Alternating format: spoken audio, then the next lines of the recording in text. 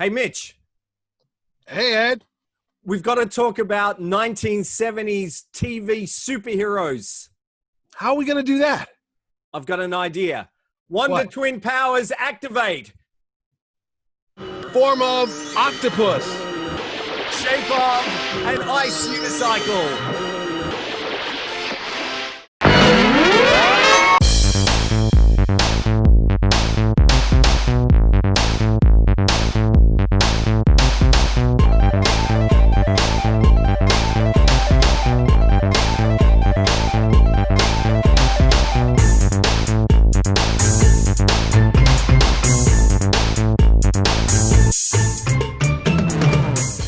Welcome back to Mitch and Ed's Excellent Adventure. I'm Ed Dollister.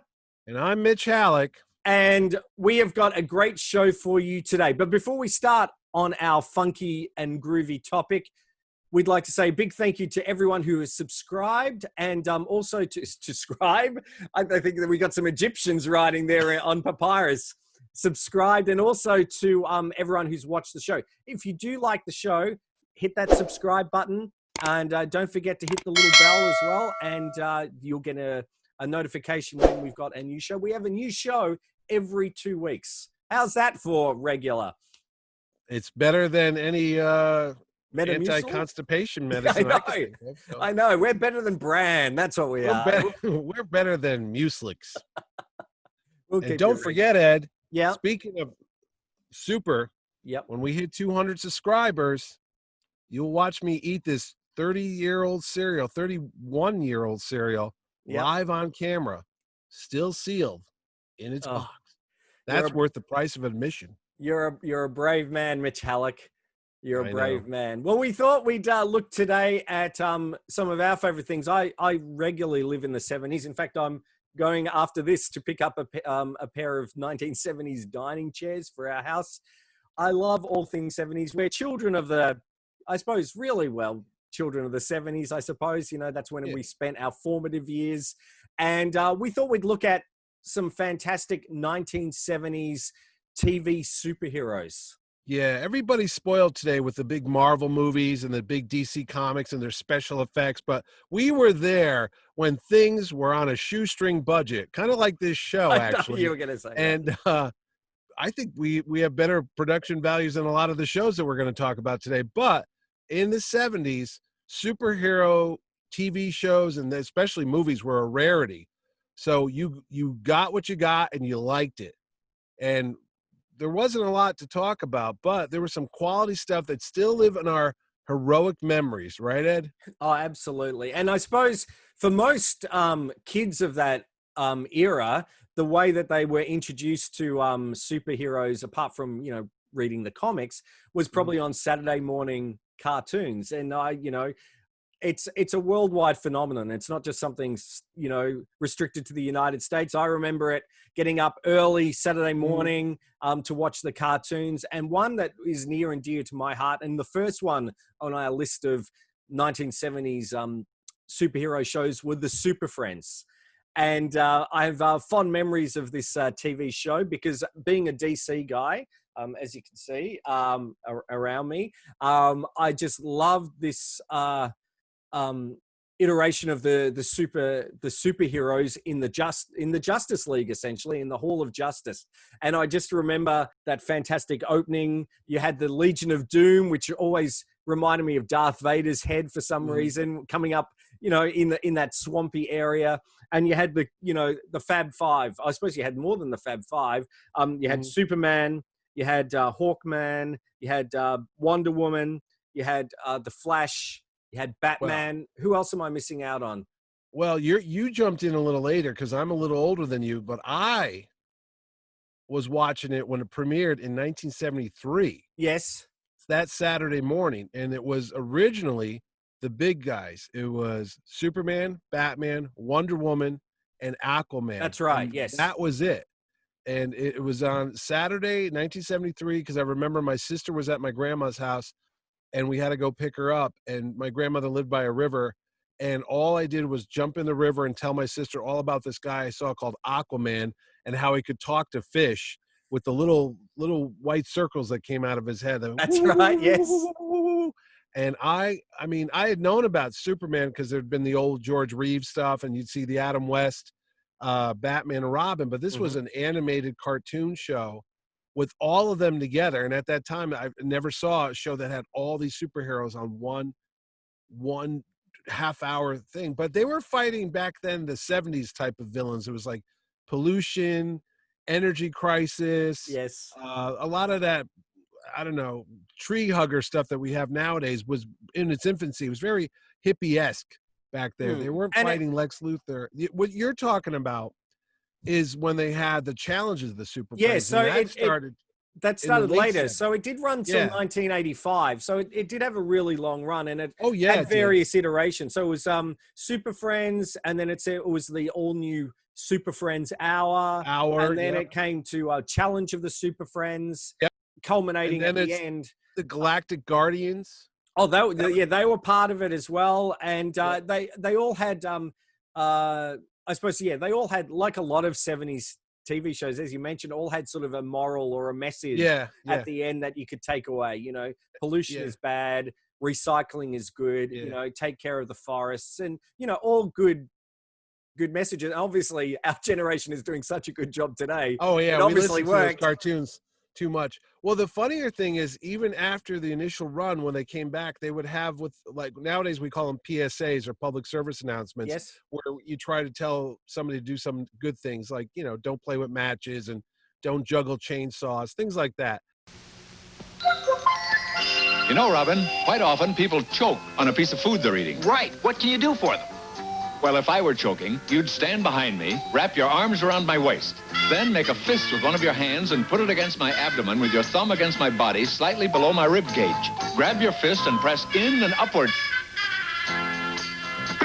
You might have to press and push up more than once. Try it again. It's important to get it right. Someone's life may depend on it.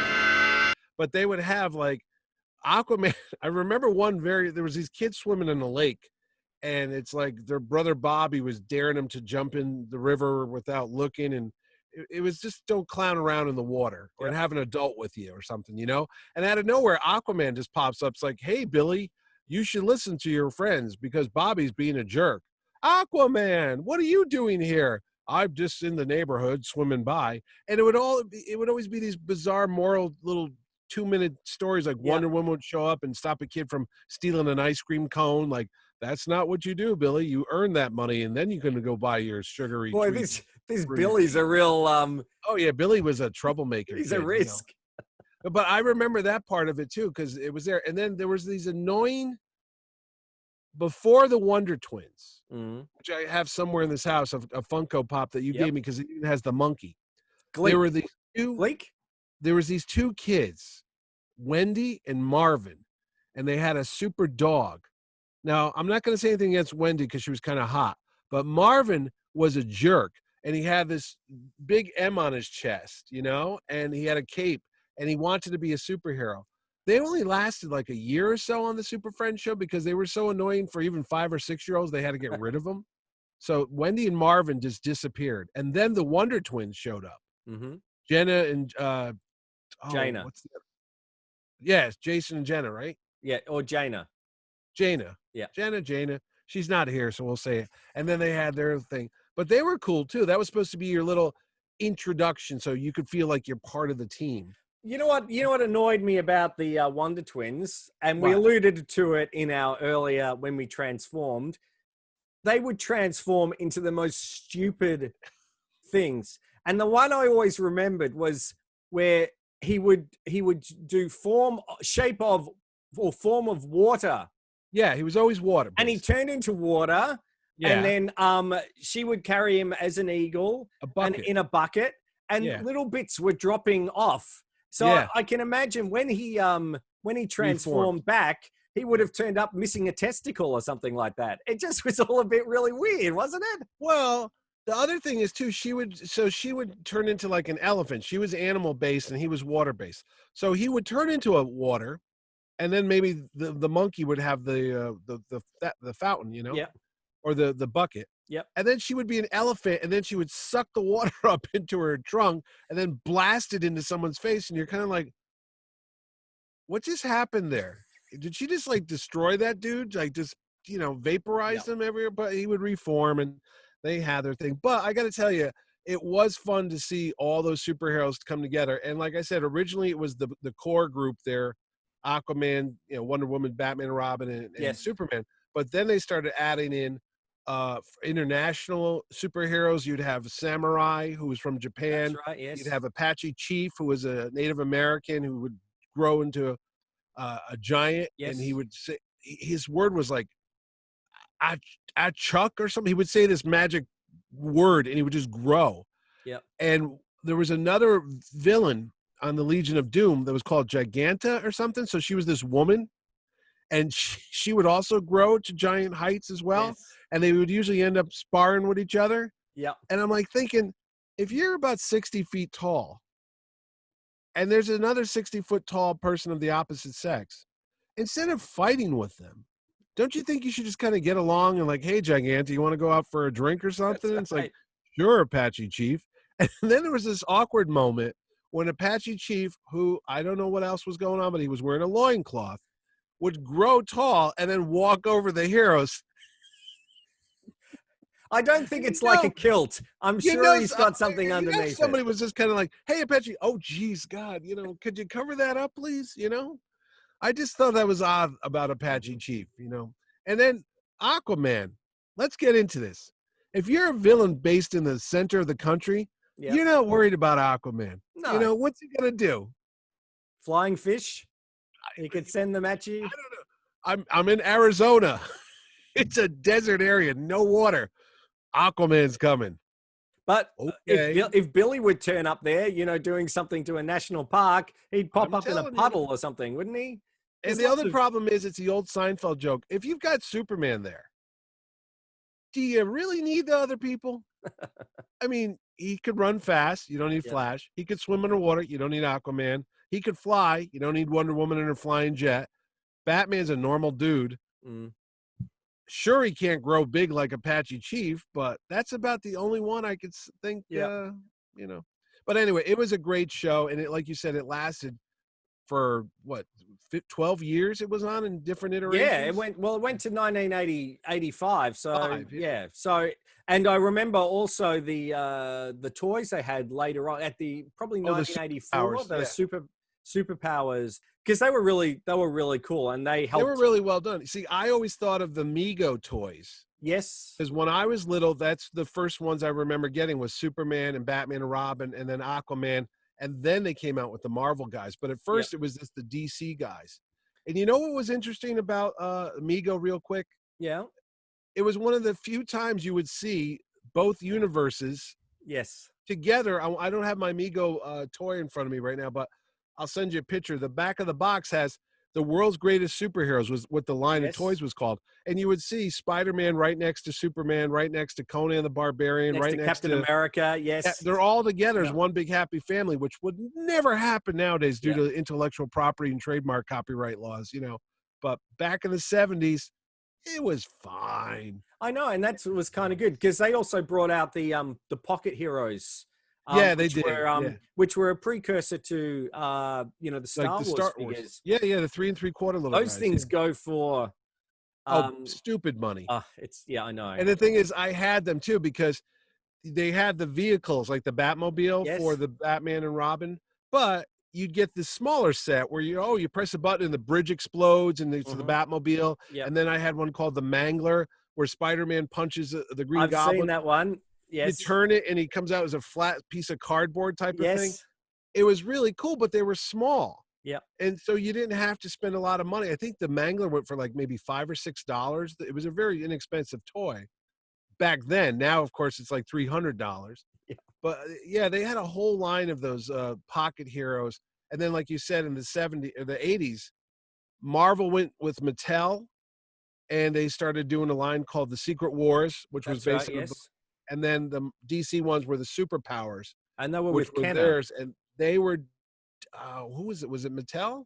No, they were with Kenner, I thought. Kenner, you're right. Yeah, Kenner did those, and Mattel did Secret Wars. Yeah. And that was the split. But those are very well done. I see those at conventions all the time, the Superpower ones. and they're in the boxes and stuff, and it was really a cool line of toys. So anyway. Yeah. So that's, I suppose, how a lot of people got, and of course, you know, through reruns and everything like that. Oh yeah, they did release forever. them on. I think I've got a compilation of the Super Friends on like DVD and things like that. Yeah. So that's where I suppose it started. You know, DC Universe, which I believe is now being put on HBO Max. I don't know how it goes on over there, but they have all those years of cartoons. You could watch the entire run in different iterations of the Super Friends. So okay, yeah, we don't have HBO Max, but we've got a streaming service here called Binge, which does have all those. So I'll have to have a look at that. That'll be great. Oh, it's fun to watch. I mean, I don't know if I want to watch all of them again, but it's nostalgia wise. Yeah. Anyway, sure. Talking about Super Friends, in 1974, Mr. DC, yeah, Marvel stepped up their game. Yeah, and they were doing it educationally wise. Stan Lee, who said before, the man who made Marvel, if you put a comic book in a room and walk away, a kid is going to pick that up, no matter what, because it's the pictures, it's exciting or whatever. So it was always a good educational toy. So with that in mind, they said, "Oh, why don't we go to the people that make Sesame Street?" And it's the public TV, Children's Television Network, or Children's Television Workshop. That's what it was called. They made Sesame Street, but they also made another show called The Electric Company, which ran over here in the States. And they brought Spiderman onto the show, which is like, if you're going to bring a hero, bring your biggest guy out there. So they made a bunch of stories that came along with it called Spidey Super Stories. And they were designed to be introductory reading tools for little kids, and they were also a comic book, and they were very well drawn, and they had all the Marvel characters in it. But the funnier thing is, I don't know if you know this, but there's an Oscar-winning actor who's on The Electric Company. Morgan Freeman. Yeah. He was a guy called Easy Reader. And no matter what movie he's in now, and what Academy Award he wins for Shawshank Redemption or whatever it's there, I always sit there and go, oh, look, there's Easy Reader from the Spider-Man show, you know? So that was an interesting time because he never talked. Spider-Man never said a word on that show. I do remember that. And they would have a little scene, a little sketch, and they go, hey, we're missing the letter R today. And no one could say anything that has the letter R in it. And Spidey would show up, live action, and he'd solve the mystery. But they would always read the bubble over his head, you know? They'd say, hey, Spidey, what's going on? And he's like, and that was it. It's like he was pantomiming for some reason. He was amazing, but he couldn't speak. Well, you know, a comic book. I thought I liked what they did. I always thought it was funny. His eyes were not exactly like how Spider-Man's eyes should be. No. But as a kid, it was something else because this was like there was no Spider-Man movies, there was no Spider-Man TV shows. This was the closest thing we had. And I remember as a kid going home from school, and you'd come in the next day and go, "Hey, Spider-Man was on yesterday," because he wasn't on all the time. He would only show up like every couple episodes. It was like a treat. And then he'd like, "Oh, did you hear what he said? He called that guy a meatball or a yo-yo." It's like, wow, what a mouth on that dude, you know? So Spidey, Super Stories, Spider-Man and the Electric Company, 1974. That was Marvel's first big voyage into live action superhero television. That's what I have.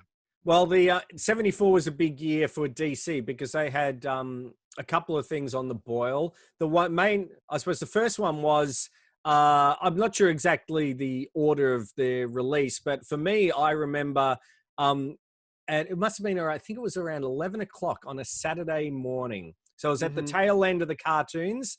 They would show Shazam, the live action TV show. And I used to, I don't know why, I used to really just dig it. That Arc 2, do you remember that? Oh, with the big RV thing? Yes. The vehicle that they took from the movie Damnation Alley? Yes. I've got that on DVD, actually. And Arc 2 and Jason of Star Command, which was later on. But I just remember they used to show all those. They were live action little shows. Yeah. Kind of like Sid and Marty Krofft had Sigmund and the Sea Monsters and Puff and stuff and all that. These were just more action oriented, sci-fi type of superhero things. So Yeah. they had a live action series of Shazam, which I remember opening up with I always, it's funny looking back at it, I thought it was half animated, half It was. Well, half live action. They're not animated. They're just the faces and the mouths move. No, well, yeah, I suppose it's pretty rudimentary. It's I think it was through Filmation who did it. It was Filmation. And the majority of it was live action, but you had Billy Batson, who who now reminds me of Cisco on The Flash. Oh yeah, because of the hair. Yeah, Michael I think Gray, so. the actor. And it obviously it didn't have, though, even though it was called Shazam, he wasn't Shazam in the show. He was Captain Marvel. So it was basically had Billy Batson traveling around in an RV with his mentor called Mentor. Yeah. Les Tremaine was the actor. Yep. Like an old 40s and 50s guy. Yeah, and basically, you know, Shazam. How did I really love the movie Shazam that was recently released, and can you remember what does Shazam stand for? Oh, absolutely. Solomon, Hercules, Atlas, Achilles. Wait, Solomon, Hercules, Atlas, Zeus, Achilles, and Mercury. I think I got them right. Or maybe I switched up Atlas and Achilles. Solomon, Hercules, Atlas, Zeus, Achilles, and Mercury. Mercury. Yeah, there you go. Yeah. Because that's how I learned who they were. And you know why that is, don't you? Why he can't be called Captain Marvel, because they had to call him Shazam, right? Well, it wasn't it originally. It was through Fawcett Comics, I think. And then you probably can tell. All right. What happened was back in the 40s, DC, which was called National Periodicals, they came out with Superman. And everybody ran to market to try to copy on the success of that. Mm-hmm. Well, Fawcett Comics, which originally started here in Greenwich, Connecticut, and then they moved down, they had a bunch of heroes as well. Spy Smasher was one of them as well. And then they had Captain Marvel, which is what you see as Shazam with the red outfit and the big lightning bolt across his chest. And it was a huge, huge success. It was actually a movie serial, which is really well done if you get a chance to watch The Adventures of Captain Marvel. The star of that, Billy Batson's from where? New Haven, Connecticut. Way to go, New Haven, my hometown. But what happened, it was selling literally 4 million copies a month, the Captain Marvel comic book. It was outselling Superman, and they didn't like that. Mm-hmm. So what they did is they sued Fawcett for copyright infringement and trademark infringement. So the judge decided that, yes, even though he's red and he's immortal and he's not an alien and he's a little different, he's a kid that turns into a superhero, it was close enough to Superman that they had to stop it.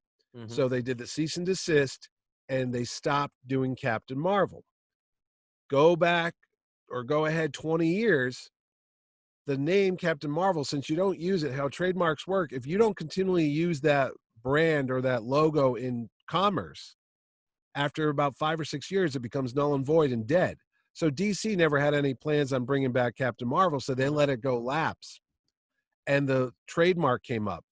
Well, this other company, I think it's Harvey Comics that made Casper, they came out with a Captain Marvel who would yell out the word split, and his body would split into different parts. His arms would shoot out, his legs would shoot out, so all he was left was with a torso and a head.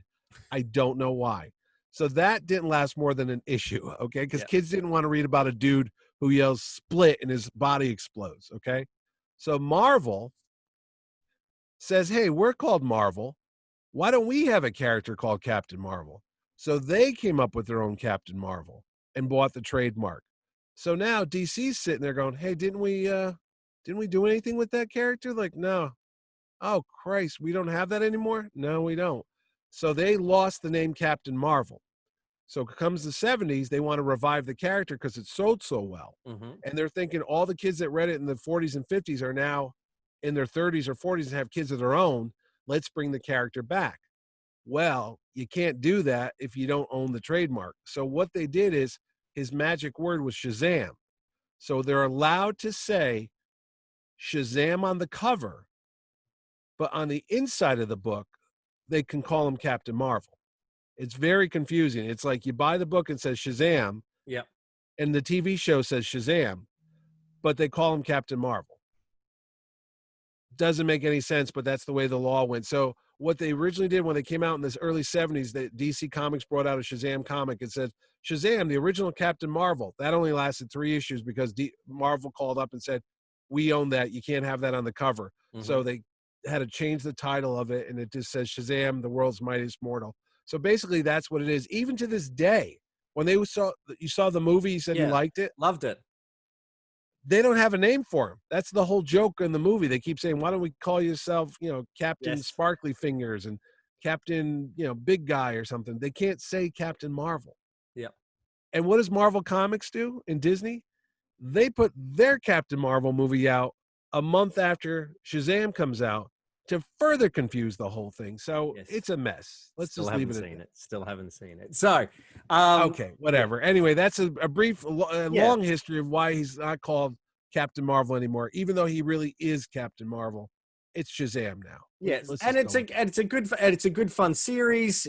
Again, with that 70s instilled morals that they have in each episode, and it's great again to see a live action show. Some fun, shonky 70s sort of style special effects. There's some good cameos on there too, from like future actors. Mm-hmm. What's the guy that played Rorschach? Haley. Jack. He's on there. Jack Earl Haley. I think Leif Garrett shows up on one of those or something, maybe. Yeah, there's a lot of Garrett. Yeah, so that's kind of cool. And you can get the a DVD of the full series of that. That's available. That has a cover drawn by my pal Jerry Ordway too. He's entrenched in Shazam. Oh, he did the series too. Yeah, in the 90s, he did the Captain Marvel Shazam series. But you're forgetting the other half of Shazam. Well, that's a year later. I was going to go once we get into okay. I was going to say there's more to that, but there's another DC. DC was having a good year in '74. Who else did they have? So they came up with a telemovie of Wonder Woman. Okay, and it was interesting because it was not the Wonder Woman that anyone really knew of, because we all know the Wonder Woman's origins and what she looks like and everything like that, the magic lasso and the invisible jet and all that. But this one was a totally new take. It starred Kathy Lee Cosby. It had Steve Trevor in it, and that was pretty much where it ended. She was more of she was sort of like a female James Bond. Yeah, she was. But she dressed like a stewardess or something. If I remember, she had she had. I'll put a picture up, but she had like a whole different outfit. She was blonde. She not the dark hair that we're used to with Wonder Woman, and it was totally different. And it was going to go to they planned to make a series out of it. That's what they used to do. Yeah. Do a pilot and then do that. Apparently, it rated okay. But it wasn't successful enough, obviously, to become a weekly series. And I think it's just because it was so different to the source material. While you were saying, there haven't been a lot of TV series of superheroes up to that point. But people, even then, knew who Superman was, knew who Batman was, and they knew Wonder Woman for sure. Yeah, I think, wasn't Ricardo Montalban the bad guy in that? He was, yes. Yeah. Yeah, in between doing commercials for cars with Corinthian leather. Hey, wait a second. I forgot, Mr. Superman. When did that It's a Bird, It's a Plane, It's Superman play? That was late 60s. Yeah, but there was actually a TV movie of it. Actually, I never even thought of that. Okay, that's a good point. David Newman or something? Yeah, David and Leslie Newman wrote the lyrics. And I know that Leslie Ann Warren played Lois Lane in it. Oh, okay, yeah. But I don't know what year that was. I do remember that, watching that on TV. It was not like Superman. I thought it was more of this like 70s depressed midlife crisis. It was, and I will put up. In fact, we talked about it during our Superman show, but I can't remember. We did. I just thought of it now, though. But a good call. But I can't remember what year it was. I will put it in right now. So now we're into 1975. Do you have any Marvel related content in? No, Marvel was lying quiet. They were letting DC take all the thunder because you had your Shazam, you had your Wonder Woman. But wait a minute, didn't they give Wonder Woman a second shot right about 75? Or No, was that's 1976. okay, so You're 75, jumping the lasso. You're jumping the 75 lasso. was a quiet year. Nobody did anything that year. Well, in 1975, they expanded the Shazam show, and they had the Secrets of Isis TV show, where Cameron Mitchell. And that's one that I remember watching again on those Saturday afternoons, and I quite liked it. Where basically she was a teacher on a field trip, found this ancient Egyptian artifact, and became ISIS, and had and that was kind of fun. A bit more low key. It was a bit more. It was prior to. In fact, she was the first of any live action female superhero. You see, the thing of it is, she's not originally a DC character, but they had a comic book based on her once the show started. So I think the show started first, and then they made her a comic book. I don't think she was a character prior to that. But she's still, I suppose, she's still the first female comic book lead. Yeah. So that was great, and that ran for an extra 2 seasons, and they bundled it up with the with Shazam. So it was basically an hour of superheroes. But that was with the second Shazam, because there was 2 Shazam guys, if I remember right. Yes, there was Jackson Bostwick, and then there was John Davey played. John Davey was the second time. Yes, he was on the ISIS Shazam hour. They had some crossovers. So again, I suppose that's a really good DC thing. I've got to say, I'm a bit biased towards DC, as you know, and I do love the DC movies, but obviously Marvel. It's obvious that Marvel are doing amazing things in the movies, but I've got to say DC really know how to make some great TV shows back then, as they do now. They're really kicking butt with Flash, Legends of Tomorrow. You've got Stargirl, which is really good. You've got all Black these great Arrow, Supergirl, Batwoman. Even if you go Gotham, you've got Pennyworth. You've got all these. Krypton, you've got all these different series, but that was 1975. So I think let's fast forward to 1976. Oh, would that be Wonder Woman? It would be Wonder Woman. Sorry, wrong show. So Wonder Woman, starring the gorgeous Linda Carter, came out, and Lyle Wagner as Steve Trevor, the man with 2 first names. It was originally Batman before Adam West. Did you know he tested for Batman? I didn't know that, but he would be. I could. Oh see no, that. I'll send you a picture. We could put it up. There's Lyle Wagner is in a Batman suit. He was originally screen tested to be Bruce Wayne, and then they got Adam West. So there's actual footage of him as Batman for the '66 show. Now he would have been. He's great. He's got that rugged stalwart of the 1970s, and would turn up on the Love Boat and Carol Burnett show. Yes, of course. All those great classic TV shows of the 70s. And what I really liked about, in fact, this is season 1 of the box set. Yeah. So the thing with Wonder Woman in the first season was it was set in the 1940s. Right. During World War II, which is true to the character, and it was a big success. The amazing Linda Carter, I think, like Christopher Reeve, embodied Wonder Woman, and she was just wholesome and genuine. She was a kid too. She was like what, 19 or 20? She probably was at that stage. Yeah. In fact, she looks exactly the same now as she did. Oh, I know. I've seen her recently. Yeah. It's amazing. So that was a big success. The theme song, everyone knows, the theme. Wonder Woman. And it was a great, fun TV show. Doesn't it say in the song, in her spandex tights or something like that? Something like that. In your satin tights, fighting for your rights. The world's waiting for you. Yes. I just remember the song. I don't know why they brought her into modern day, and then they had a retcon why Lyle Wagner or Steve Trevor was he the son? So it ran. So yeah. So it Remember? ran for 3 seasons. Yeah. And then it changed. Networks. It changed networks. Now, did it change It changed network for It, the it last started season on or the? CBS and then it went to ABC. Yeah. So for Yeah. the second and third season, they brought it forward to present day, which was 1977.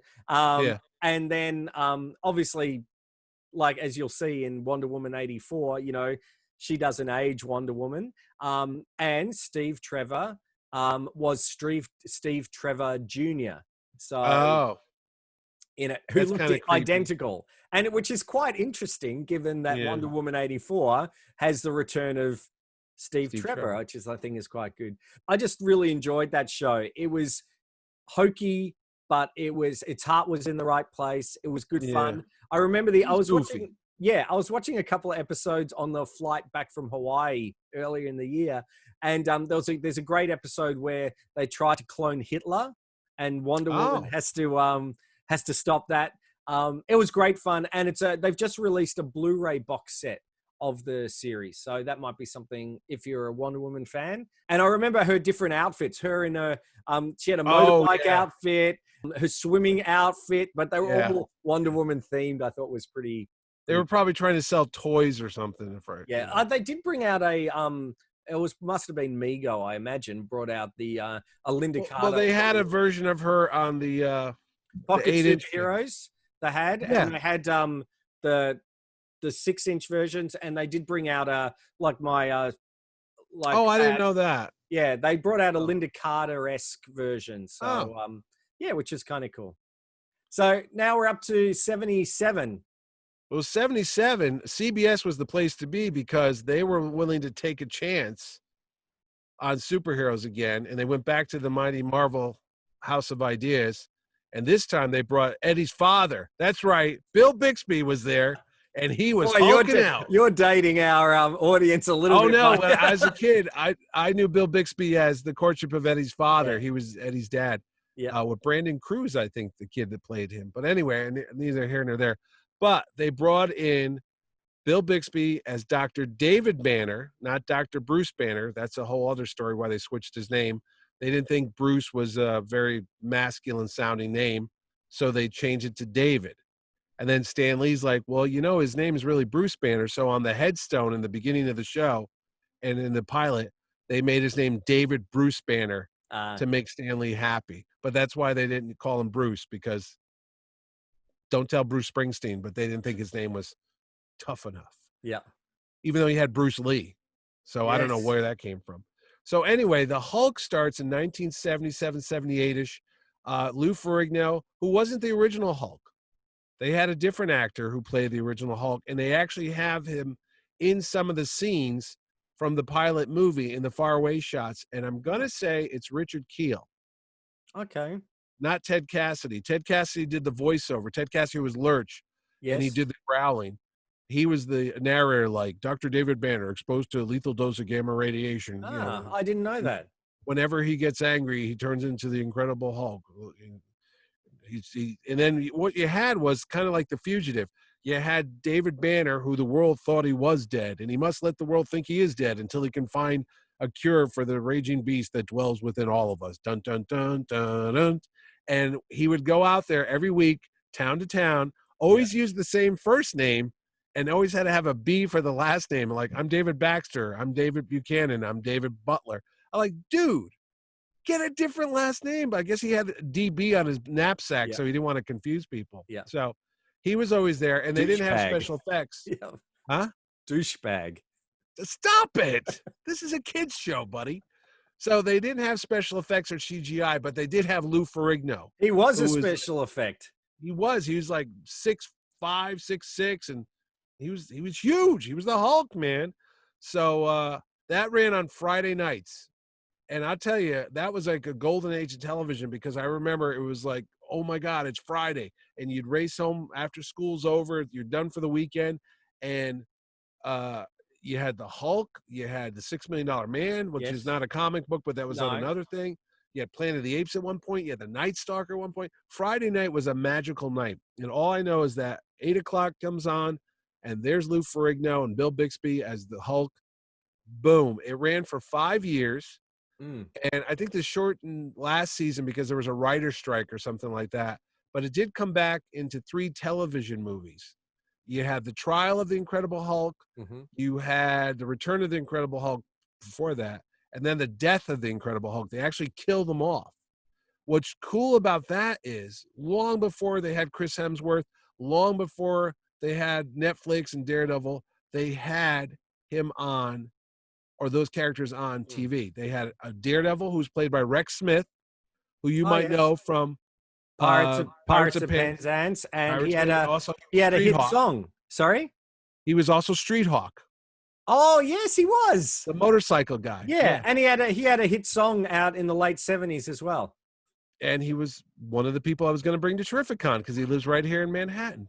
Anyway, neither here nor there. And again, these were in the 80s. These are in the 70s. But they also had a version of Thor by actor Eric Kramer.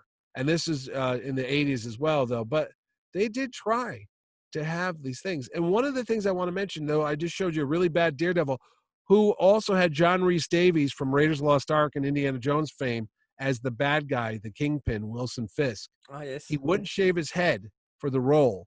So all they did was slick back John Rhys Davies' hair and made him the Kingpin. It is goofy. But did you know that David Bowie's wife was going to be on TV as the Black Widow? I did and they not. actually had a Daredevil Black Widow TV show all set to go. Wow, I'm just having a look at those images back there. They look. That's Mrs. David Bowie. I can't think of her name right now, but maybe we can put it up when we're. Imam? Yeah, that's it. Because she was in Star Trek 5. No, you're thinking of. No, that's not her. That's later. David Bowie's wife later on. This is in the 70s. Oh, okay. The first Mrs. David Bowie. Sorry. That's why you watch this show, Ed. You learn something. Well, that's true. It's like the Electric Company. It's yes, it's educational. I'm learning you, man. I'm learning you. Yeah.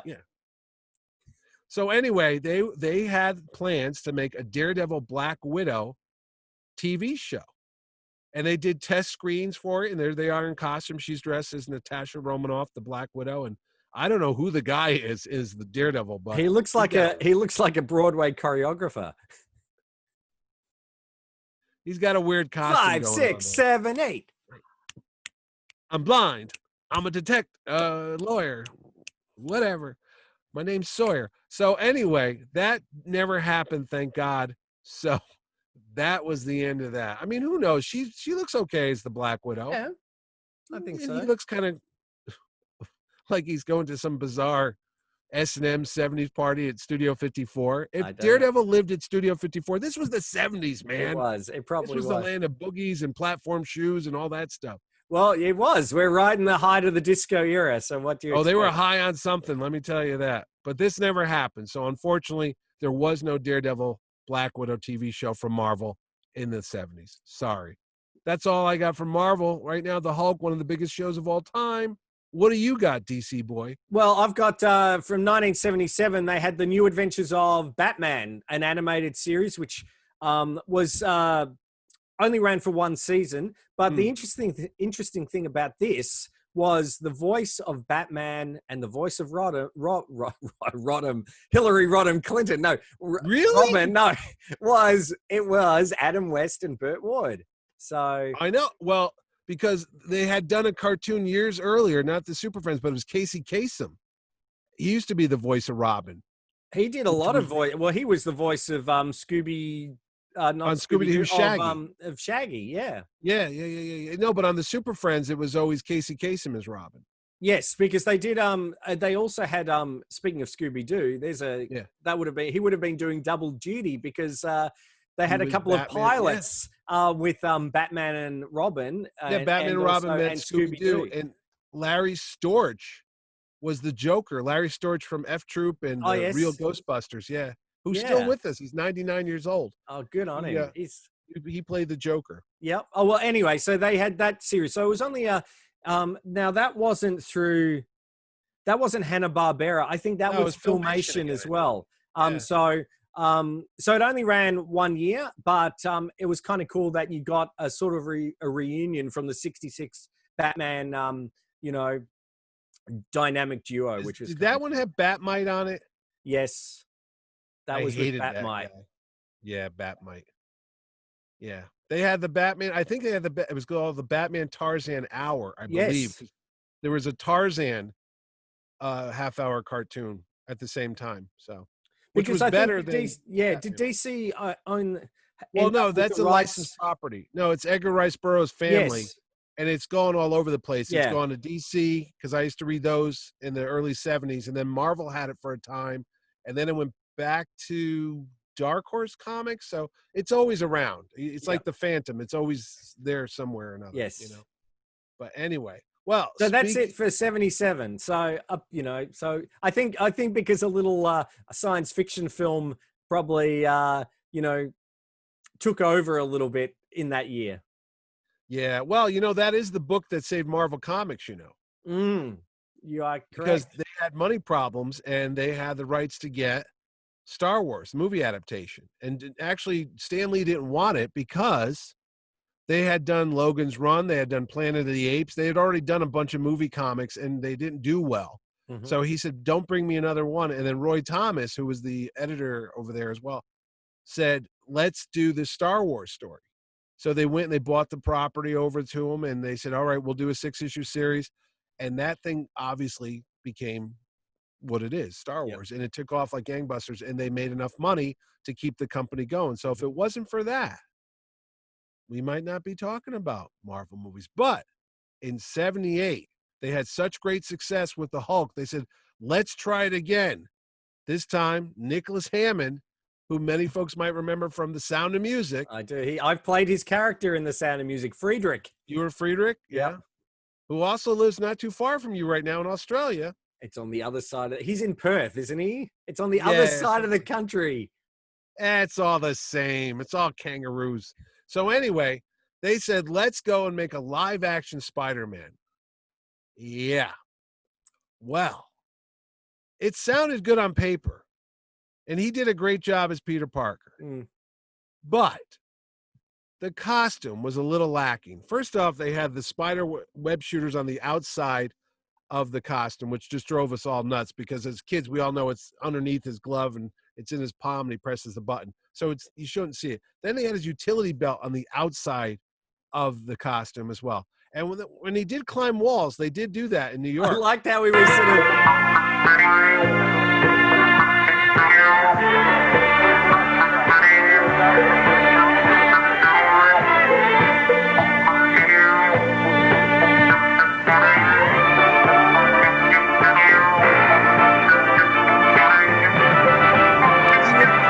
rope basically around his waist and they would haul the dude up the side of a building and film it and he would pretend to be doing they actually did those in New York City. But at least it's better than you know, Adam West and you know, doing sideways filming on the side. So you know, you got to give him props for that.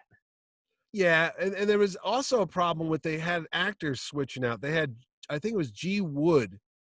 Maybe he was on MASH. People might remember from that. Or maybe I can't think of that. He was the original J. Jonah Jameson, Peter Parker's boss at the Daily Bugle. But then they switched him out and they brought in the guy who played Larry Tate from Bewitched. That's right. So it kind of freaked you out. You're like, why is Larry Tate on Spider-Man right now? Well, he now? moved from advertising to newspapers. It makes sense. Newspapers. It all makes sense too. But it ran in the 70s. And I have found out now from Nicholas Hammond talking to him. And like I said, he was going to be at Terrificon this year, 2020. Thanks, COVID. He told me that they were working on a Hulk Spider-Man TV movie. Now, you got to imagine that would have just, you know, the 70s kids would have, if you had Lou Ferrigno and Nicholas Hammond together in one TV movie, that would have been better than anything DC could have done. So there. But it only ran for a couple episodes. I think it barely had one season. They did a really? Bunch of movies. And ironically, right around the same time in Japan, they do a Spider-Man show, but he's more of what are those, the big robots like Voltron? Or, he's a bit more like a Mighty Morphin Power Ranger. Like a Power Ranger, and that was a huge success over there. But he's not like our Spider-Man. He's kind of a, I don't know what is like, even the name is translated different, like Demon Spider or something. But anyway, yes. it was a huge hit over in Japan, not so much here in the US, but that was Spider-Man. And if that wasn't enough from Marvel Comics in 1978, they said, hey, let's get freaky. Let's get our magic on. That's right. The master of the mystic arts, Peter Hooton, is Dr. Stephen Strange, and one of the most bizarre superhero TV movies of all time. I've never seen this. I didn't even know about this. It came out, they just had it on the IMDb the other day. It came out in 1978, September. Was that 42 years ago or something? 48 years ago? I don't even know how many years 42 anymore. years ago. 42 years ago. I watched this thing. And we went to school the next day because all us comic book fans, we're all big Marvel fans. We're like, oh my God, Doctor Strange is going to be on TV. It's a 2-hour movie, and it's in the 70s time frame when they had movies like Rosemary's Baby, The Omen, Burnt Offerings. There's a lot of demonic possession movies going on. So that's what this show is like. It's magic, but it's kind of like that black magic devil cult type of thing going on. And the only thing I remember that bothered me was the villain on this show. Ricardo Montalban? No, it was this giant phallic-y looking red demon. It looked like a giant red penis with glowing eyes. Now, as a young child in Catholic school, I can't tell you how disturbing this was to come into school the next day and say, did anyone notice that the bad guy in the Doctor Strange movie looked like a giant wiener? And everybody kind of reluctantly nodded their head. And we didn't talk anything more about Doctor Strange. But interesting enough, Jessica Walter, who's right there on there, she plays Morgana Le Fay, if I recall. So she was the bad villainess there.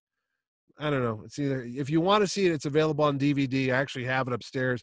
I try to watch it. He's not bad as Doctor Strange. Nothing wrong with Peter Hooton's performance. It's just a bad movie. He looks the part. I mean, you know. He does. I mean, you can't get away from that. I mean, they got him in the costume. Yeah. And the guy that played Wong was Clyde Koatsu. He looks familiar. He's from like MASH. He's on MASH. He was on East of Eden with Karen Allen. He's in a lot of, he was in Bring Him Back Alive. He played the assistant. He's in a ton of like 60s, 70s, 80s shows. I think he just passed away. But Clyde Koatsu played Wong, Doctor Strange's, like, I don't know what you want to call him, their assistant. But yeah, Doctor How were the Strange, visual effects? Did he open up portals or anything like that? No. Oh. No. He had the little medallion. Yeah. And he kind of did that with his fingers. And, you know, I don't know. Is that, yeah, that's it. I'm sorry. Yeah. That's Spider-Man. Yeah. That's Gene Simmons. Yeah. That's Doctor Strange, I believe. Yeah. You got to make sure you get the devil horns just right, you know? Yeah. So by the horrid hordes of Hogarth and the powers of Vishanti, that's all Doctor Strange talk. This was a clunker. So you win, DC. So far, if we're going through a tote board, well, DC's winning out over Marvel so far. I think you've got. Okay. Let me just say 1979 comes along, and there's two things. I'll talk about the dud first and then maybe the less dud second. The first dud was they brought out a thing called Legend of the Superheroes. So if you now, in its defense, I've got to say, I haven't watched all of it, but the stuff, it's only an hour long. Well, no, there's 2 episodes. Oh, I know there is, but which one did you watch? So I've watched bits of both. So the first episode. So basically what happens is that they, it's called The Challenge, the first episode. And it's basically in the Hall of Justice. All the superheroes get back together to celebrate Old Man. Scarlet Cyclone's birthday. Oh, I'm sorry. I'm jumping ahead. Yeah. So it's Scarlet Cyclone's birthday. So they bring, they didn't have the rights to Superman because of the movie. They didn't have the rights to Wonder Woman because of the TV series. So they have Batman and Robin, played by Adam West and Burt Ward. Yeah. Okay. And they've got a slew of other superheroes. You've got Hawkman, you've got Adam, you've got a lot of actually a lot of characters who probably you didn't really know that much maybe then, but now maybe you didn't know. Well, I'm just saying, but for those who watch Legends of Tomorrow and The Flash and all those, you go, oh, wow, you know, Weather Wizard. Oh, you've got this, you got that. So basically there was that. And it was taped on videotape. The costuming was okay. Well, it was cosplay worthy. Yes, but it was of its age. You know, it's all very much spandex and lycra, and everyone breathing in. You know, with those real extra wide utility belts to help suck in those guts a little bit. Captain Shazam is on that one. Shazam, Captain yes. Marvel. Did they call him Captain Marvel on that one though? I think know. They call him Captain Marvel. So they had a whole lot. So that was the first part. The second part, it's not that bad. I mean, you shouldn't. You got Solomon Grundy. You got Dr. Savannah. You've got Sinestro, who's played by Charlie Callis. You've got Frank Gorshin playing the Riddler. So the second part is called The Roast, and that's where it goes. It's a bit crazy.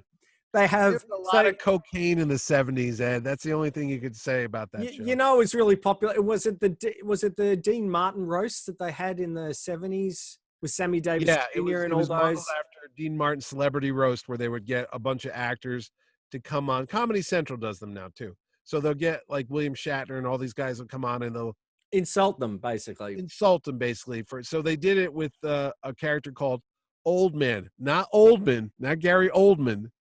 That would have been interesting too. Because he was a young man at that stage. He was a young man. He was a young old man. But no, just a character that they made up for the show called, are you spit taking on the show? I am, sorry.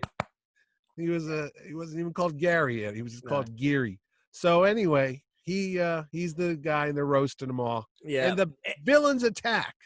Yes. And they used the same set as for the first episode, just with different lighting. They had Roto-Rooter in it as like the main super villain in it. They had Ghetto Man doing stand-up Ghetto comedy. Man doesn't play today. That doesn't work. We're not going to say it's racist. It was of its time. It was more like I don't know what to say anymore, but yeah, Ghetto Man was on it. Yep. If Richard Pryor was a superhero back in the late 70s, he would have been Ghetto Man. So it was look, again, it was of its time, but the jokes are kind of funny. I won't call them dad jokes, but they're pretty, the puns are all right. I like the little, the repartee between Batman and Robin where he ends up totaling the car. The Batmobile is kind of funny. It was just, it was kind of nice. And I've got to say, that's one thing DC does, I would say, better than Marvel, is it pokes fun. It pokes fun at its superheroes more than Marvel. If you ever watch Teen Titans Go, which I love that TV show, it just, takes the mickey out of them. Legends of Tomorrow, all those where it has a little bit more fun. It's a bit more playful, I feel. And it's not great. You can get it on the Warner Archive as a special DVD if you're interested. So that was 1979. There are sporadic clips on YouTube, so maybe you'll just... They are, if you have the DC Universe, both of them are on in their entirety. I've watched them. Okay. See, we don't get that in Australia. So... See, I watched that. All the 3 seasons of Wonder Woman are on, the Kathy Lee Crosby. I've seen all these in the last year because I had DC Universe. That's great. What they just announced today is just going to become a digital comic platform, and all the other stuff's going on HBO Max. Yeah. But that's good. That's a lot of content for HBO Max, so that's kind of good. Yeah, all the Superman movies are on it, all the Batman movies. Anyway. And then sorry. And then I was just going to say 1979, my last DC, it came out at the end of 1979, was the Plastic Man Comedy Hour. Now, Plastic Man, who I think is different to Elongated Man. They're different people. Yeah. One's anyway, who was a bad guy. That's Plastic Man's real name. Well, Plastic Man, the cartoon series, followed him and his wife and Baby Plas, the Yeah. baby, and they Was get Hulu into on there? was who? He was a guy in a Hawaiian shirt. His name was Hulu. Yeah. No. All right. I can't remember. Anyway, I just remember it was pretty clunky. But he'd always get into crazy shenanigans. And what I remember is later on that they repackaged it in the early 80s and they filmed live action introductions with an actor playing Plastic Man. Oh no, I never saw that. Yeah, saying, "Hey, and all right, hope you're from his Plas jet or whatever his jet was that he'd You fly just around. saw him from the neck up with the glasses on? You saw his whole body, and they would do kind of funny. Really? Yeah, like I could be doing that right now. Well, listen here, Stretch Armstrong. They didn't have that. I don't think they had that in the United States. I don't know what you're talking about. All right, well, I'll put a little. If you can find a clip of that, I want to see that. I'll do that. I don't. Not to say I don't believe you. No. I watched them all. And they were quite entertaining. Again, kids TV, so it wasn't anything too highbrow. But he looked like Plastic Man, that's for sure. Well, so, I'm just saying. Well, we're going to talk about cartoons. Marvel, not to be undone, also had some cartoons going on. They had the Fantastic Four minus the Human Torch. Urban legend says that they didn't want the Human Torch because they were afraid kids were going to set themselves on fire, which makes no sense because they already had a 1967 Fantastic Four cartoon that had the Human Torch. Is that why they had the robot in place? Herbie the robot was brought in. He's right over there, little Herbie the robot right there. And the thing of it is, it was okay. It wasn't a great show, but it was the Fantastic Four.